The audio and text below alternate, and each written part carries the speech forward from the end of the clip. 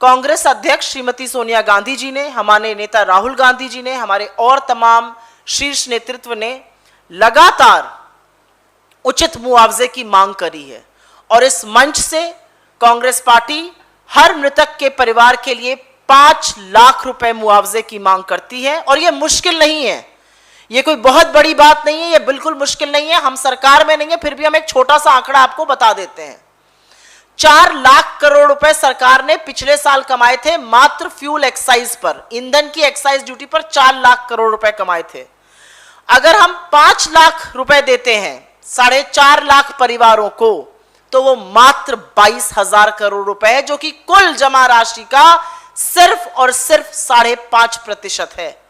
अगर आप 5 लाख रुपए भी देते हैं मृतक के परिवारों को, तो वो कुल जमा राशि का जो आपने सिर्फ ईंधन से कमाई है, लोगों की कमर तोड़ के कमाई है, उसका मात्र 5.5% है। तो यह किया जा सकता है और यह किया इसलिए जाना चाहिए क्योंकि करोड़ों लोगों के रोजगार नष्ट हो गए।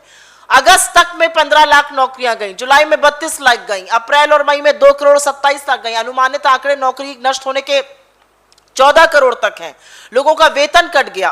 भविष्य निधि जो ईपीएफ होती है, वहां से 66,000 करोड़ रुपए लोगों ने विड्रॉ किए। और ऐसे टाइम में जरूरत है, क्योंकि बहुत बच्चे यतीम हो गए, परिवार के जो मेन ब्रेड विनर्स थे, जो मुख्य कमाने वाले थे, वो चले गए।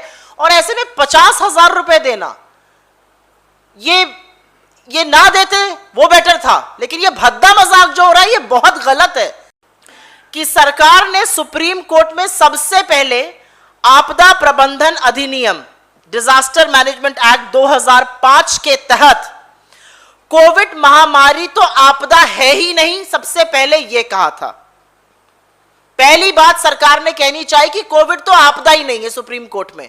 इस कुतर्क को सुप्रीम कोर्ट ने झाड़ा, पूरी तरह से खारिज किया और अपने इस ऑर्डर 30 जून 2021 में इस कुतर्क को खारिज किया गया कि कोरोना आपदा नहीं है। उसके बाद सुप्रीम कोर्ट के तमाम कहने के बावजूद, फटकार के बावजूद, सरकार लगातार हाथ घसीटती रही, लगातार आनाकानी करती रही और तमामों एडजर्नमेंट, तमामों स्थगन लेती रही। उसके बाद सुप्रीम कोर्ट ने यह आदेश दिया कि हमारे आदेश को बाध्य होकर पालन हो। और जब कोई विकल्प नहीं दिखा, और याचिकाकर्ताओं ने भी 4 लाख की मांग करी थी, लेकिन जब कोई विकल्प नहीं दिखता है सरकार को आनाकानी करने के बावजूद, तो कल 22 सितंबर 2021 को राज्य आपदा कोष से, स्टेट डिजास्टर रिलीफ फंड से 50,000 रुपए देने का फैसला किया गया है। ये उस पृष्ठ का पेज नंबर 8 है, पैरा नंबर 6 और 7 है। और एक बार फिर से मोदी सरकार का जो ढोंग है उसका पर्दाफाश हो चुका है। पहले तो सरकार की उदासीनता, लापरवाही, विफलता, असंवेदनशीलता के चलते कोरोना काल में अनेकों लोगों की जान गई। और अब बजाय शोक संतप्त परिवारों के घावों पर मरहम लगाया जाए, उनके घावों पर नमक मिर्च रगड़ने का काम मोदी सरकार कर रही है। कल सुप्रीम कोर्ट में सरकार ने बोला कि कोरोना मृतकों के परिजनों को मात्र 50,000 रुपए, सिर्फ 50,000 रुपए मुआवजे का दिया जाएगा।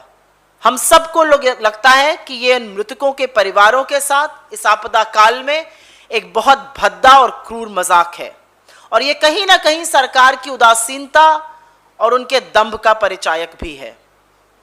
एक और बात, और हम इसके साथ आपको एफिडेविट भी देंगे, आप में से बहुत लोगों ने देखा होगा इसको, जो हलफनामा, जो शपथ पत्र पहले दाखिल हुआ था और जो कल दाखिल हुआ है, उसमें भी जबरदस्त विरोधाभास है सरकार का।